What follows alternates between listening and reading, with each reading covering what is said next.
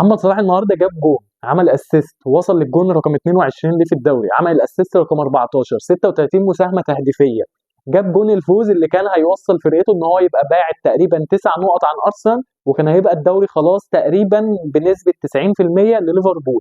سيبك بقى من كل اللي حصل ده، اكتر حاجه فرحت محمد صلاح النهارده ان هو بعد ما جاب جون اتزحلق والزحلقه كملت معاه. طبعا انت هتستغرب من اللي انا قلته ده، بس انت لو متابع محمد صلاح من اول ما جه الدوري الانجليزي، الاحتفال اللي عمله بعد جون ايفرتون ده هو من ساعه ما جه من 7 سنين هو بيحاول يعمله، وكل مره بيحاول يعمله بيتقلب فيه على وشه. دي بعد 8 سنين اخيرا عرف يعمل الاحتفال. المهم احنا جايين نتكلم النهارده عن ديربي الميرسيسايد، ليفربول وايفرتون بيرفض ان هو يخسر اخر ديربي ليه في الجوديسون بارك. فما تنسوش كده تعملوا لايك وتشتركوا في القناه عشان نوصل بقى لرقمنا المميز الجديد. وصلنا ل 1000 مشترك الحمد لله، فعايزين الخطوه الجايه بقى نوصل ل 5000. فلايك كده وسبسكرايب، ويلا بينا نتكلم عن محمد صلاح والارقام الخرافيه اللي ماتش ورا التاني بيحطمها وبيصنعها، وهنتكلم في الاخر كده عن حبه حاجات عن الماتش. فيلا بينا كده نشوف هنقول ايه. بدايه كده بقى خلينا نبتدي بارقام محمد صلاح. اول رقم محمد صلاح عمله النهارده ان هو عادل رقم هاري كين بان هو اكتر لاعب مساهم في تاريخ الدوري الانجليزي كله مع فريق واحد.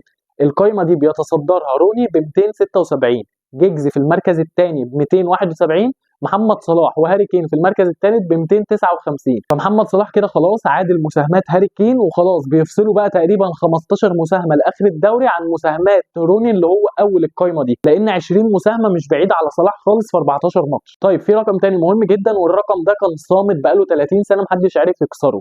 ايه الرقم ده؟ ان محمد صلاح بقى اكتر لاعب يساهم في اهداف خارج ارضه ب 22 جول. متخيلين ان محمد صلاح ساهم ب 22 جول بره ارضه بس من خلال 13 جون و9 اسيستات، وكمان متبقي له 6 ماتشات لسه بره ارضه. فده رقم بقاله 30 سنه محدش عارف يكسره، ومحمد صلاح كسره الموسم ده.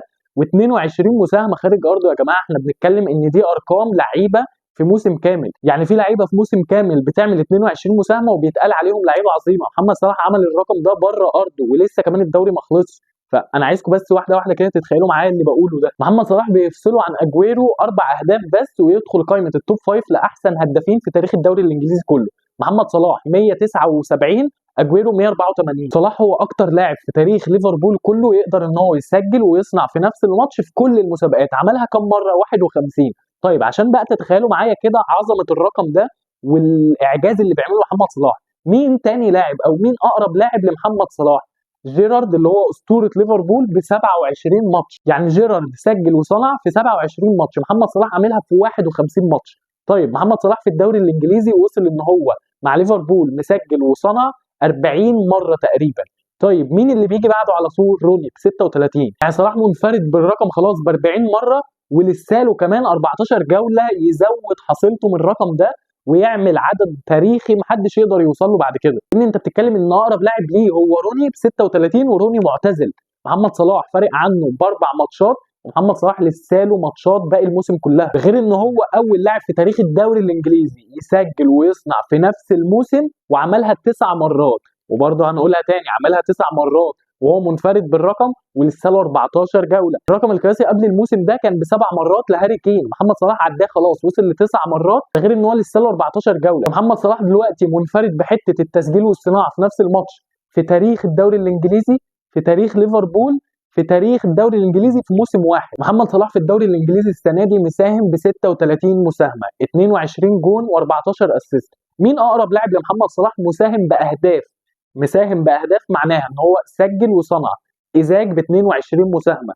يعني محمد صلاح اهدافه لوحدها بتعادل اقرب منافس ليه او اقرب واحد ليه من حيث المساهمات، اللي هو الاهداف 22، مساهمات ايزاك الاهداف بالاسيستات 22. يعني انا بقول لكم رقم محمد صلاح واقرب رقم ليه بعد كده مين عشان تستوعبوا الفرق والموسم التاريخي اللي بيعمله محمد صلاح.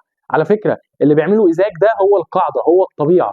اللي بيعمله محمد صلاح هو الاستثناء. الطبيعي لاي لاعب في الدوري الانجليزي من الوقت اللي احنا فيه ده بعد 24 جوله يكون مساهم ب 22 مساهمه تهديفيه، انما استثناء القاعده دي هو محمد صلاح، لان محمد صلاح بعد 24 او 25 جوله تقريبا هو قدر ان هو يساهم بال 36 مساهمه. محمد صلاح في كل البطولات وصل للمساهمه رقم 49 ليه، 29 جون و20 اسيست. والمرعب اكتر ان هو ال 49 مساهمه دول في 35 ماتش بس.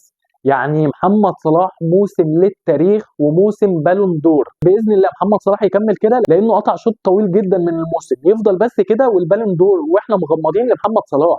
محمد صلاح ارقامه دلوقتي اللي هم ال 49 مساهمه دول، لو قفلنا الموسم على كده محمد صلاح الرقم ده بيعمله لعيبه ثانيه في موسم كامل. مش هقول لك بقى واحنا لسه في فبراير ولسه باقي 3 شهور تقريبا على الموسم ما ينتهي. فصلاح والله الواحد يعني الموسم ده موسم للتاريخ، والواحد كل ماتش بيحب يتفرج عليه. ليه؟ عشان بعد كده بعد 10 او 15 سنه نحكي اننا شفنا الموسم بتاع محمد صلاح موسم البالون دور ده بعينينا، عاصرنا كل جون وكل اسيست كان بيعمله في كل ماتش تقريبا. ده غير طبعا ان هو مروق علينا في الفانتازي. الناس اللي عملته تريبل كابتن طايرين دلوقتي 87 نقطه.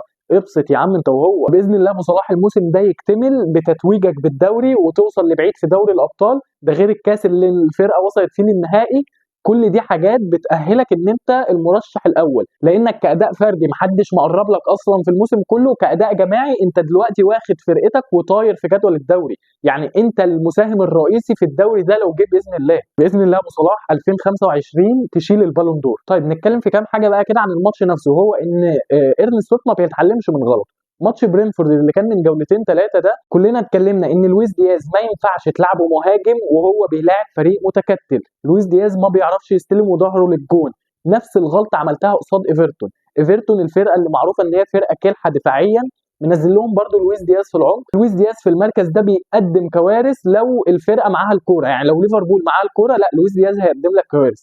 لويس دياز هيبقى حلو جدا في المركز ده لو انت بتلعب على المرتدات. احنا دايما بنشيد بإيرن سلوت ان هو ليه حاجات حلوه جدا وظابط الفرقه، بس حته لويس دياز دي بيعند فيها قوي. ونفس الكلام برده بنشيد بيه فكره ان دايما إيرن سلوت في الشوط الثاني بينزل قاري الماتش اكتر والفرقه بتوصل للجون اكتر. لا ما شفناش ده في ماتش ايفرتون النهارده. الفرقه في الشوط الثاني باستثناء جون محمد صلاح ما اعتقدش ان هم راحوا على الجون اصلا. الفرقه ما صنعتش فرص كتير، ده غير سوبوسلاي اللي انت سايبه في الملعب. وسوبوسلاي ده بصراحه يعني حيره بالنسبه لي وبالنسبه لكل الجماهير. سوبوسلاي قادر ان هو في ماتشات يحسسك ان هو احسن خط وسط في العالم، وفي ماتشات تانية قادر ان هو يكفر مشجعين ليفربول واحد واحد ويحسسهم ان هو ما بيعرفش يلعب كوره اصلا.